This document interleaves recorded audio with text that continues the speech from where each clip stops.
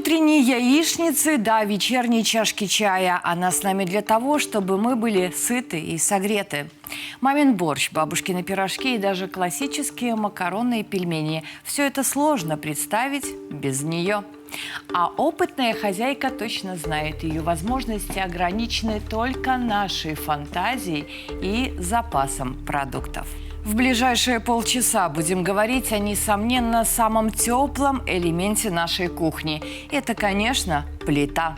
В традиционных и ультрасовременных технологиях для приготовления вкусной и полезной пищи с вами разберется наука, которая и в этой теме рядом. Меня зовут Екатерина Берецкая. Здравствуйте и смотрите в программе. Почему устройство для приготовления еды назвали плитой и какая плита была у королевы Виктории? Газовая, электрическая, а еще индукционная и газ под стеклом. Попробуем разобраться в многообразии современных кухонных плит и варочных панелей. И, конечно, выбрать лучшую с точки зрения науки. И как правильно эксплуатировать кухонную бытовую технику, расскажут специалисты.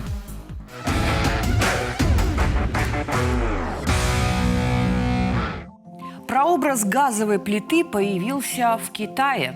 Только варили здесь, согласно историческим записям, не еду, а соль. Именно во время ее добычи во II-III веке до нашей эры был случайно обнаружен газ, который впоследствии научились перенаправлять по бамбуковым трубам в специальные помещения. В Европу же идея использовать подобную технологию пришла значительно позже. Как человек перешел от приготовления пищи на костре к современным бытовым приборам, расскажу прямо сейчас.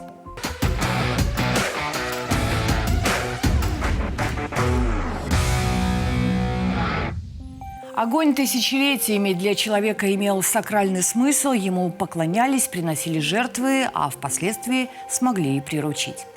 В додинастический период в Древнем Египте уже использовались глиняные очаги, а в Древнем Китае 2000 лет назад существовали печи с дымоходами. Традиционный китайский кан, именно так называлась такая печь, отапливал дома и использовался для приготовления пищи. Примерно в это же время печи появились и в античном мире. Более того, в III веке до нашей эры в Древнем Риме уже существовали общественные пекарни. Артефакты, найденные в Помпеях и Геркулануме, говорят о появлении переносных очагов, изготовленных из металла, топившихся древесным углем. В средние века глиняные и каменные печи были только у аристократов. Бедняки готовили в котлах и на сковородах, которые ставились прямо на огонь. В X веке появился прообраз русской печи, которая ставилась в домах и топилась по-черному. Дым заполнял помещение и выходил через приоткрытую входную дверь. От удушения и пожаров спасались, не позволяя пламени сильно разгореться. В XII веке в рыцарских замках появились дымоходы, выходившие на крышу. В трубе коптили колбасы, над очагом был котел или вертел. В эпоху Возрождения феодалы больше не пожелали дышать дымом и печь перенесли на кухню. Верхнюю поверхность накрыли плитой, сперва каменной, а позже чугунной. Отсюда и то самое название – кухонная плита. Позже конструкцию усовершенствовали. В 1735 году француз Франсуа Кавазье представил плиту с закрытой топкой и отверстиями под кастрюли. В 1800 году создали первую плиту из чугуна, которую назвали «Рамфорд». Создателем стал Бенджамин Томпсон. Работала его печь на угле.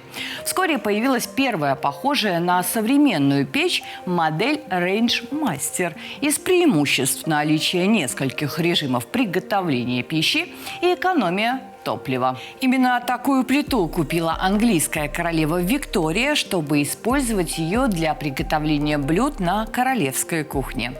История газовой плиты началась в 1825 году. Ее изобрел Джеймс Шарп, чтобы облегчить жизнь своей супруге. Инженер работал на газовом заводе и в какой-то момент подумал, почему бы не использовать газ для приготовления пищи. Серийное производство техники началось в 1836 году, однако в Европе цена на газ была баснословной, и газовые плиты стали предметом роскоши. В 1883 году изобретатель Томас Ахерн показал, как можно готовить пищу с помощью электрического тока. Однако идея так и осталась идеей. Первую электрическую плиту собрали в 1908 году автор, немецкий предприниматель и машиностроитель Эмиль Ротенау. В качестве конфорок у такой плиты были металлические пластины, которые долго нагревались. Позже для их производства стал использоваться чугун. В 1970 году были выпущены стеклокерамические поверхности, которые нагревались за счет инфракрасного излучения, а в 1987 году появились индукционные плиты, работающие на энергии магнитного поля. В Беларуси первые газовые плиты стали выпускать в 1958 году на Брестском ремонтно-механическом заводе. Спустя год переименованном в Брестский завод газовой аппаратуры. Уже в 1975 году на предприятии была выпущена 3-миллионная газовая плита. Завод успешно работает и по сей день. Уверена, бренд известен каждому белорусу и ценится не только в нашей стране, но и за рубежом.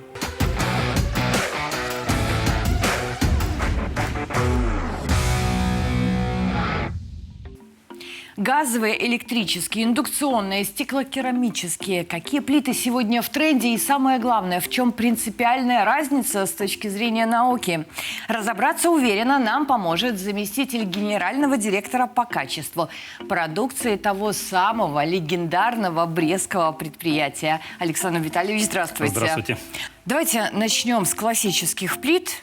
Газовая и электрическая. Вот расскажите о плюсах, минусах, вот с точки зрения науки, как они устроены. Газовые и электрические плиты имеют свои преимущества по отношению друг к другу. Электрические плиты в основном отличаются простотой конструкции. У них нет риска утечки газа. Они просты в уходе. У электрических моделей гладкая поверхность, они легко моются. Газовые же плиты выигрывают за счет простоты своей конструкции. Нет сложной электроники. Качественные газовые плиты служат десятилетиями потребителям. В условиях перебоев с электричеством вы всегда сможете приготовить себе что-то вкусное на плите. Газовые электрические плиты легкие и удобны в применении. А какую из них выбрать, потребитель решает сам, исходя из возможностей подключения в своем доме. Александр Витальевич, ну вот все равно есть некоторая настороженность по поводу именно газовых плит. Все-таки открытый газ. Ну, наверняка не зря к этим плитам и более пристальное внимание наших специальных служб проверяют, да? В интернетах даже пишут, что газовые плиты выделяют диоксид азота. Верить ли вот такой информации, и что скажете о качестве и безопасности конкретно газовых плит? Ну, давайте для начала разберемся, что такое диоксид азота. Давайте. И откуда он берется. В процессе горения, и не только газа, образуются при химической реакции с кислородом различные вещества, в том числе и диоксид азота. Газовые плиты – это не единственный источник в доме данного газа. При горении камина, при курении, даже при попадании выхлопных газов от автомобилей в дом тоже попадает в некой степени диоксид азота. В больших концентрациях он, конечно, вреден. Он может вызвать раздражение слизистой оболочки, усугубить какие-то хронические заболевания легких. Вот. Но при работе газовой плиты его выделение незначительно и даже не регламентируется стандартами. Вот. Во время готовки над плитой всегда включайте вытяжку. Если ее нет, открывайте окна для притока свежего воздуха. Регулярно чистите плиту, мойте горелки. И при соблюдении этих незначительных таких вот мер предосторожности, да, элементарных мер предосторожности, нет никакого риска для здоровья.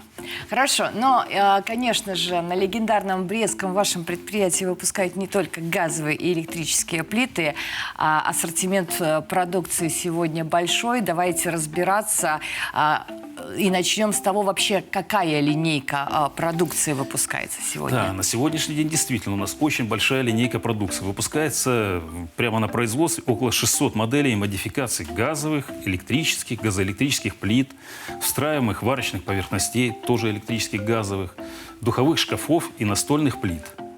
Вот вы сказали газоэлектрические, да? А расскажите тоже принцип работы. То есть там и газ, и электричество? Да, и газ, и электричество. Весьма такая удобная модель для потребителя. То есть в случае отсутствия газа можно воспользоваться электричеством, и наоборот, в случае отсутствия электричества – газом. То есть есть различные модели, которые газоэлектрический стол, то есть присутствует какой-то электрический элемент сверху и 3 газовые, например, горелки или 2 газовые горелки. Также присутствует вместо газовой духовки может быть электрическая духовка или газоэлектрическая духовка. А модные индукционные плиты, вот расскажите, в чем принцип работы? Индукционные плиты – это, так сказать, разновидность электрических плит. Вот. Нагрев там происходит не так, как в традиционных плитах за счет газа или нагревательных элементов, а все происходит за счет индукционных токов. И нагрев идет в самой посуде. При этом остается холодная стеклокерамическая поверхность и нагревается непосредственно блюдо, которое вы готовите через дно. Под стеклокерамической поверхностью находится медная катушка, через которую пропускается высокочастотный ток внутри металла, из-за чего дно посуды непосредственно нагревается.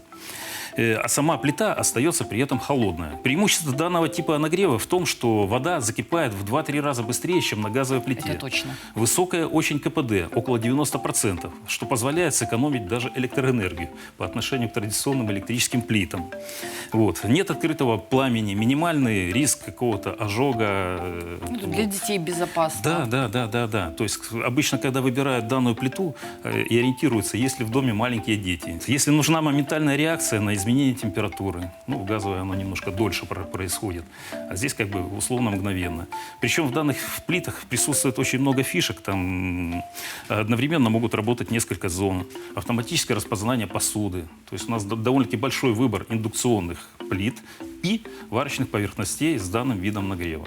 Так, есть еще вот такая интересная штука, как газ под стеклом, газ на стекле. Вот расскажите, что вот это такое? Да, есть еще интересные комфорки Kaup de Fao. Это разновидность, как под стеклом газ. Вот. Это газовые комфорки очень большой мощности, около 5-6 киловатт. Вот. Они создают высокую температуру. И данный тип комфорок как бы в плитах не применяется, он больше применяется в изделиях общественного питания. Ну, кафе, рестораны, что-то в этом вот роде. Там для быстрой обжарки, стейков каких-нибудь, быстрой готовки. Там можно использовать сковородки там большие, вок.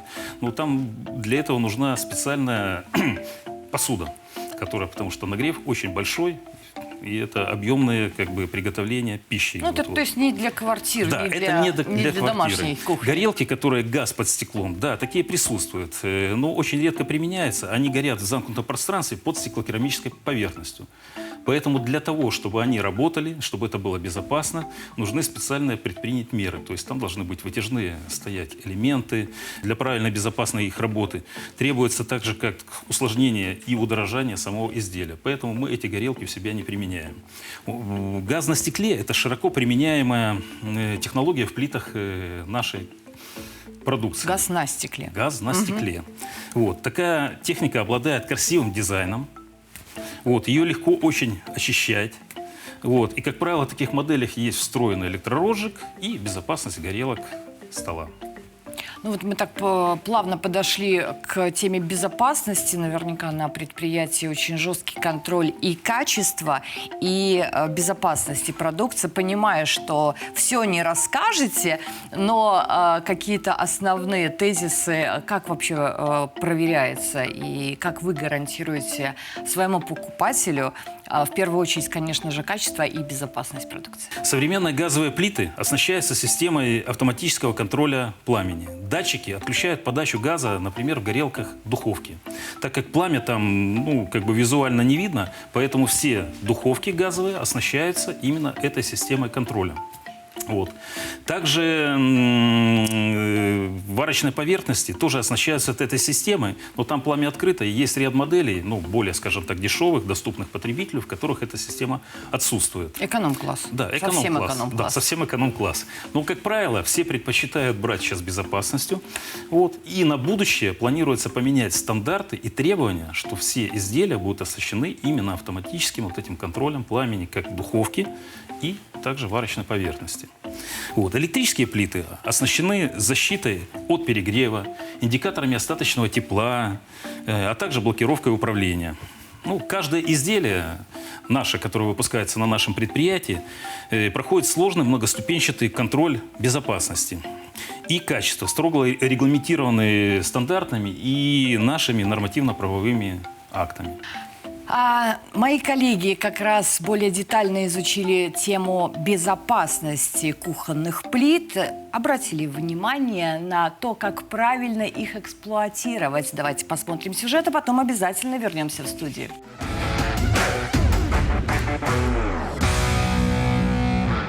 Все чаще потребитель выбирает электрическую плиту или индукционную, поскольку она самый безопасный вариант, и в подключении проблем не возникает. Но если же дом рассчитан на использование газовых кухонных плит, то установить ее разрешено исключительно специалисту газовой службы. Самостоятельно производить замену отключения и подключения газовых приборов нельзя.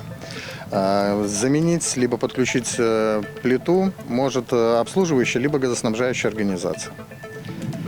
При выборе плиты нужно учитывать площадь помещения, ну и проектную документацию, согласно которой она устанавливается. При эксплуатации плиты нужно обеспечить приток воздуха в помещение, а также помнить о том, что после работы с плитой необходимо перекрыть газовый кран. Техническое обслуживание любой плиты проводится по заявке потребителя, которую необходимо оставить в контакт-центре профильных организаций своего города. Как правило, срок эксплуатации газовой плиты устанавливается заводом-изготовителем, и в большинстве случаев он составляет 10 лет. По истечению срока эксплуатации нужно проводить комплекс работ по определению технического состояния. По итогам этих работ определяется техническое состояние газовой плиты и определяется, пригодна ли она дальше к эксплуатации, либо подлежит отключению и замене. Чтобы использование газовой плиты было безопасным, нужно ее правильно разместить. Запрещено устанавливать плиту возле балкона или окна деревянных шкафов. Что же касается ухода за ней, то здесь все просто. Уход за газовой плитой не сильно отличается от ухода за остальными бытовыми приборами. Важным моментом будет то, что нельзя в горелки заливать какие-то там жидкости, моющие средства. То есть уход, очистка неагрессивными чистящими средствами. Нельзя засовывать, скажем так, какие-то бытовые вещи в сушильный шкаф плиты, в духовой шкаф над плитой. Запрещено у нас сушить вещи. В любом случае, если при использовании плиты возникают какие-то вопросы, нужно перенести ее или газопровод, наберите номер 162. Оставьте заявку, после чего специалист проведет обследование, выслушает пожелания и предложит доступные варианты.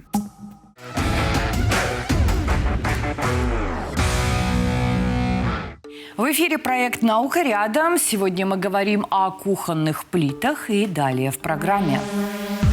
Чтобы всегда блестело, разберемся вместе с экспертом в системах самоочистки духовок. Плита в умном доме. Стоит ли гнаться за электронными инновациями? И как производят белорусские кухонные плиты, расскажем и покажем в рубрике «Как это сделано».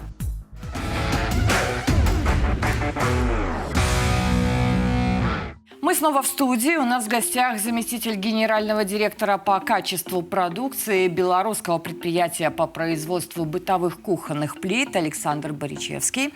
Александр Витальевич, такая интересная еще тема – плита и гигиена. Системы самоочистки есть в духовках, причем они разные – гидролизные, каталитические, пиролитический тип. Давайте в этих сложных терминах тоже разберемся вместе с вами, я одна никак. Пиролитический метод доступен только в электродуховках. Вот. И он происходит при очень высоких температурах. В принципе, около 500 градусов Цельсия в течение 1-3 часов. При этом выгорают все отложения, которые образовались в процессе приготовления. Но данный метод требует очень хорошей вытяжки, скажем так, теплоизоляции самой духовки. Вот. Ну и, соответственно, высокая стоимость данной техники. Каталитический принцип очистки основан на автоматическом расщеплении жира на специальных пластинах, которые присутствуют в духовке. Он происходит уже при 200 градусах Цельсия. Вот. Но дело в том, что эти пластины присутствуют только, как правило, на вертикальных поверхностях, то есть на нижней, на верхней и на дверце духовки этого нет. И сами пластины имеют ограниченный срок службы. Причем это покрытие очень сильно боится и чувствительно, скажем так, к сахару, к молоку. Вот. Гидролизная очистка – это один из самых современных экологичных и экономичных методов. То есть принцип гидролизной очистки заключается в размещении прикипевших загрязнений на самой эмали духовки. У нас данная очистка, ну и дальше это все удаляется тканью или влажной губкой, скажем так. В наших изделиях используется гидролизный метод очистки совместно с инновационной такой эмалью, которая называется смарт-керамик. При легком увлажнении испаряется жидкость в самой духовке, эмаль отталкивает загрязнение, ну и при этом это все очень легко чистится. Вот все говорят про умные дома, вот умные плиты, китайцы не так давно об этом заявили. Вот на ваш взгляд, вот эти вот все новомодные штуки, насколько они, ну, скажем так, нам необходимы? Или это просто дань моде, и потом через какое-то время мы все равно останемся, ну, вот с нашей классикой, скажем так? Ну, как относиться к этому? Плита – это газовый прибор, который, ну, скажем так, должен контролироваться в процессе приготовления. То есть даже стандарты напрямую запрещают оставлять плиту без присмотра. Вот. Поэтому вот эти датчики, возможно, которые там контролируют, дистанционное включение газовой плиты, это напрямую запрещается нашими стандартами. И это нормальное явление. То есть человек должен присутствовать в процессе приготовления. Ну, все-таки прибор считается сложный, бытовой. Вот. Но наши плиты, конечно, газовые, оснащены специальными программаторами, которые могут отключать сами газ, подавать звуковой сигнал. Но при этом все равно человек должен находиться, ну, в присутствии самого изделия. Ну, чтобы хотя бы сигнал услышать. Да. Какие еще, может быть, фишки есть на вашем производстве в нашей белорусской продукции? Ну, очень много. В электроплитах присутствует, например, конвекция. То есть в газовой духовке тоже сейчас будет присутствовать конвекция. Для равномерного пропекания при работе одной только газовой горелки будет весь объем равномерно заполняться горячим воздухом очень быстро. Тоже можно будет готовить на газовом изделии на 2 уровнях. Класс. Вот. В электроплитах даже очень много таких индикаторов остаточного тепла, блокировка системы управления. Вот. Программирование есть даже, то есть включил-отключил ту же электрическую плиту. Вот. Довольно-таки много фишек. Я так думаю, что мы радуем потребителя или покупателя, скажем, нашего вот этими вот всякими дополнительными фишками в наших изделиях. Ну, я так понимаю, не только нашего покупателя вы радуете. Наши плиты, варочные панели сегодня уезжают в том числе и на экспорт. Да, граждане не только Беларуси радуются этому. России, Узбекистана, Казахстана, Армении, Грузии, Киргизстана и других стран. Александр Витальевич, спасибо вам огромное за то, что нашли время для нашей программы и погрузили нас в этот таинственный мир кухонных плит. Все стало гораздо понятнее. Спасибо. И вам спасибо.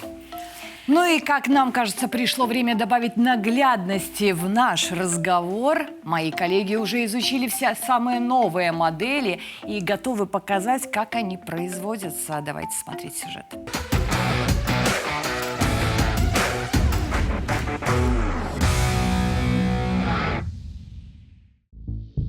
Производство кухонных плит – процесс сложный и многоэтапный, поскольку плита состоит из множества компонентов – корпуса, варочной панели, комфорок, духовки. После того, как они изготовлены, каждый компонент проходит испытание на прочность, особое внимание стеклу.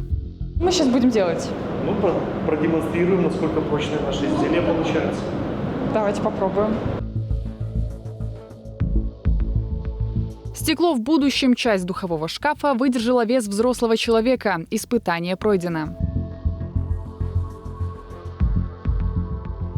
Для производства плит используется сталь с особым химическим составом и физико-механическими свойствами. Именно они позволяют нанести на детали эмаль качественно. Сталь приходит в рулонах, затем ее нарезают, а после распускают на ленты требуемого размера. После этого они отправляются в прессовый цех. А что мы получаем здесь? Здесь мы изготавливаем дно духовки на прессе. Вообще большая часть деталей на нашем предприятии изготавливается методом штамповки. Вот один из прицов представлен здесь. Основа плиты – модуль. Он изготавливается на автоматической линии. Стальная лента после прохождения через выпрямительное устройство разрезается на заготовки, которые затем последовательно штампуются. Далее они гнутся и передаются на сварку. Но перед этим обязательная обработка. Здесь у нас находится линия подготовки поверхности, на которой выполняется мойка деталей перед нанесением эмалевого покрытия. Это порошок, который равномерно наносится и после воздействия высокой температуры становится глянцевым, приобретая насыщенный оттенок. На данном участке происходит нанесение грунтового шлейкера на крышку горелки. В камере непосредственно наносится материал с последующей сушкой. Температура сушки около 200 градусов. В последующем робот перекладывает на подвески печь обжига в автоматическом режиме, складывает заготовки рядами. В автоматическом режиме палеты поступают в камере обжига, и при температуре около 830 градусов происходит ее обжиг. Пластмассовые детали плиты из специальных форм извлекают роботы, чтобы не повредить. Далее они тоже отправляются в сборочный цех, где в будущем появится уже готовое изделие. Сейчас это последний элемент нашего технологического цикла – закалка нашего изделия. После нанесения декоративного покрытия в виде керамической краски изделие закаливается. После укладки комплектации в плиту происходит ПСИ изделия. Это приемо-сдаточные испытания, которые проходит каждая плита. То есть проверяется картина горения, внешний вид, электробезопасность изделия, после чего плита упаковывается. Для сохранности изделия при транспортировке используется пенопласт. Далее, двигаясь по конвейеру, плита попадает в упаковочную машину, где обтягивается стретч-пленкой и обвязывается двумя лентами. Здесь представлены варочные панели и духовые шкафы, которые отличаются цветами, количеством нагревательных элементов, комфорок и комплектацией. За смену на предприятии изготавливают до 300 плит. За год выходит 900 тысяч, причем 80% уходит на экспорт.